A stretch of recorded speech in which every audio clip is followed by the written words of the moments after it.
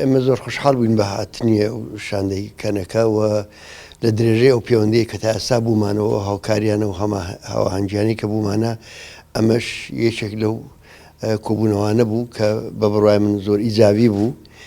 قسەمان کرد لەسەر ئەوەی کە ئەم کێشە و ناکۆچیانەی کە هەن لە ناو حزبەکانی هەر چوار پارچەکەی کوردستان چۆن دەکرێت تەخفیف بدرێ و کەنەکە چ دەورێک دەتوانێت ببینێ لە کەمکردنەوەی ناکۆچیەکان و تەکیەکردن و پێداگرتن لەسەر خاڵە هاوبەشەکان بۆ ئەوەی کە دوژمنان نەتوانن لە کەلێن و کەلەبەرەکانی نێوان حزبە سیاسیەکان کەڵ گوەربگرن و مەبەستی خۆیان بەدی بێنن.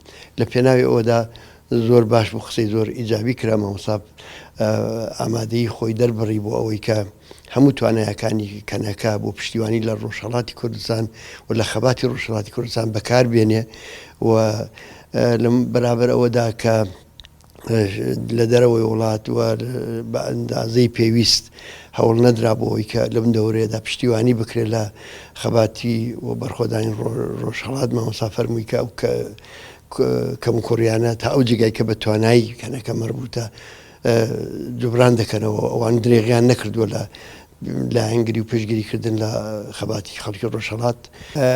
ئەم کلێنانە یەکەم بە دیالۆگ و دوو هەم بەکردەوە، ئەنی هەم کاری کردداری و کاری هاوبەش دەتوانێت و هەم دیالۆگ و لێک حاڵی بوون.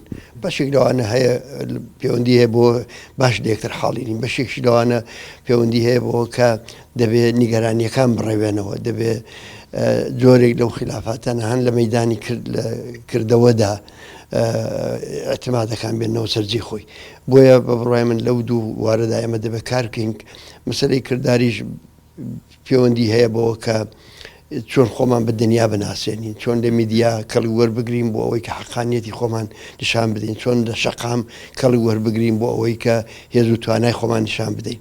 و دیالۆگیش ئەو گفتوگویانەیە کە ئێستا و نمونەیەکی لێرە بەڕێوە چوو. بەرەوە پێم وانییە کارێکی زۆر غەیرە ممکن بێ، بەڵام دەبێت هەنگاو بە هەنگاو لێ نزیک بینەوە. پێویستی دزان و بە گرنگترین ئەم دزانن ku partî rêxrawên siyasî û civakî Rojhilatê Kurdistan bo keneke gelekî giring e. Em pêwîstî bi wê giringiyê dibînin. Bêguman seredana me bo rêxrawî Kurdistan Hizbî Komünîst Rojhilatê Kurdistanê me seredana kir mamoste li gel şanda xwe pêşewajek gelekî germ bo me kir.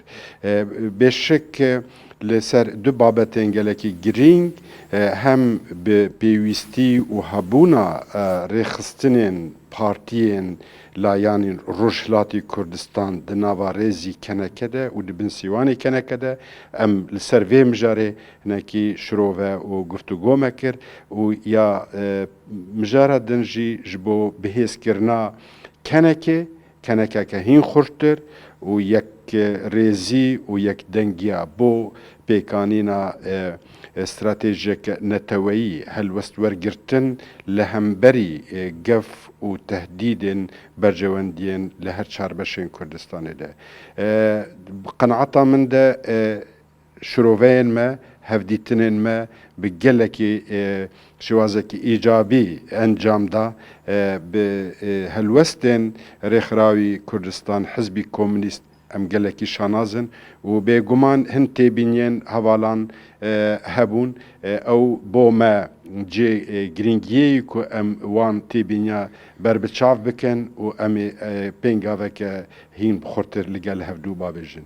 Yek rêz yek di nava me de peyda dibe, yek helwestek di astane teweyî di bo nava me de peyda dibe û ji bo helwestê rêxrawî Kurdistan Hizbî Komünîst em gelek spas dikin ku em pêşewaz kirin. Em bihêvîne ji bo xurtkirina yekîtiyana teweyî li gel hevdû me hîn pêngavê girîngtirîn babêjin.